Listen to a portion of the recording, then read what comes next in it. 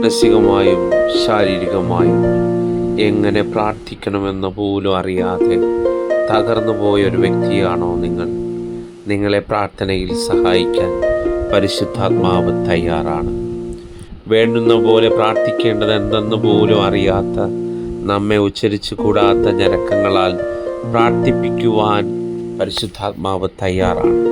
എപ്പോഴെങ്കിലും തകർന്ന അവസ്ഥകളിൽ പ്രാർത്ഥിക്കാൻ കഴിയാതെ പോയ നിമിഷങ്ങളിൽ ഈ പരിശുദ്ധാത്മാവിനോട് സഹായം ചോദിച്ചിട്ടുണ്ടോ?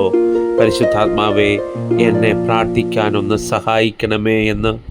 ഇല്ല എങ്കിൽ ഇപ്പോൾ നീ ആയിരിക്കുന്ന ഈ വിഷയത്തിനകത്ത് എന്നെ ഒന്ന് സഹായിക്കണമേ പരിശുദ്ധാത്മാവേ എന്ന് നിന്റെ പ്രാർത്ഥനാ മുറിയിലായിരിക്കുമ്പോൾ ആ ഹോളി സ്പിരിറ്റിനോടൊന്ന് പറയാവോ?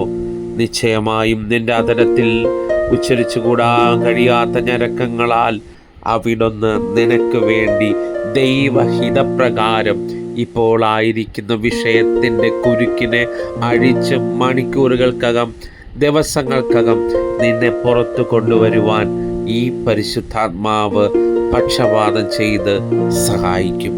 നിശ്ചയം.